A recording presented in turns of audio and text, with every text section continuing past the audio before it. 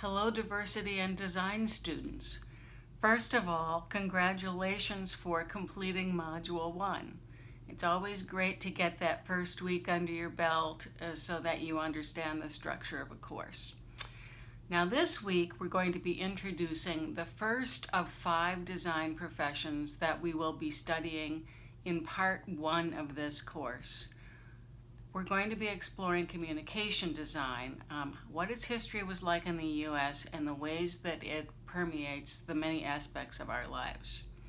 In this second module, we introduce you to communication design concepts in both an historic and contemporary sense.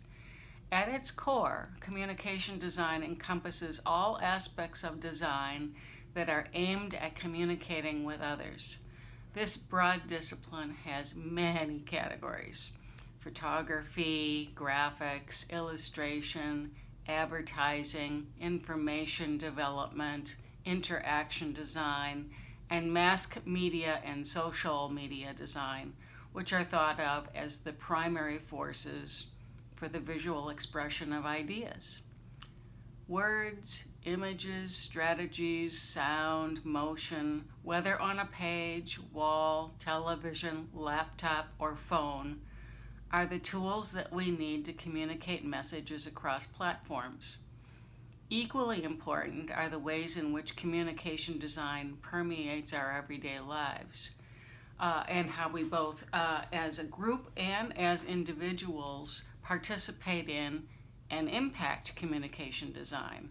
With social media, we have a lot of power in terms of impacting how communication design works these days.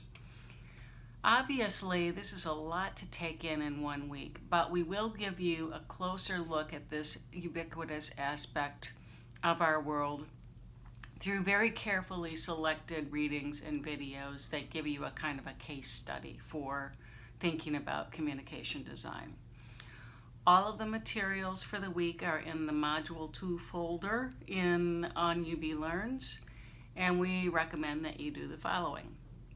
First, watch and read the overview. You're doing that right now. Then review the objectives for this week's module. If you're thinking about what's going to be on the quiz, if you look at the objectives, that's a really good hint for you. Then you need to take on the activities for the week. And this week, for the historical overview, we have a chapter from Media Society. Now, this is something you need to keep in mind. This is a very long article, but it's the best historic overview of communication design and media that I can find. And so, as a result, to make it not too laborious for you, I've highlighted the most important parts to help you.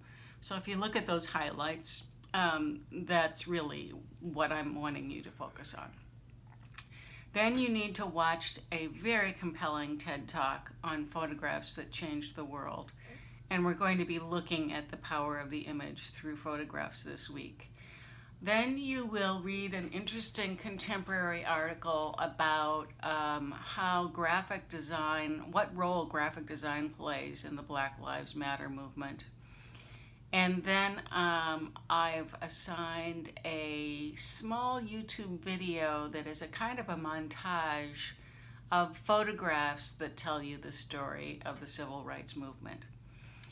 Then you'll also see a folder in that activities file that's called Supplementary Materials.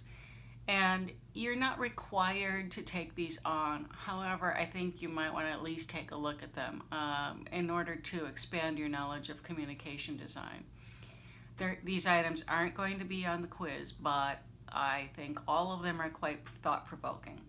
One discusses the design of 2 different hats: the red MAGA hat and the pink pussy hat, and the way that those 2 hats as pieces of communication design have quickly become media icons of the American political power.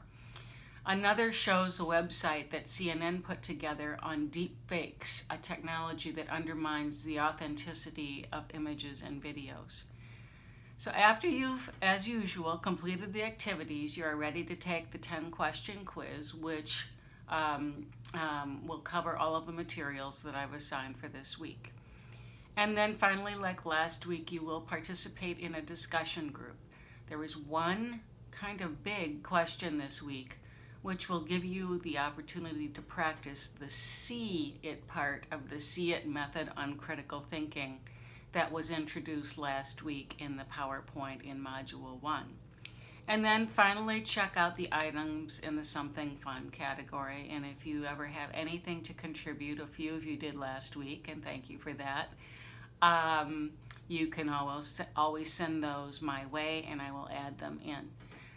Okay, so that's it. Let's get to work and have some fun along the way this week. Thanks, everybody.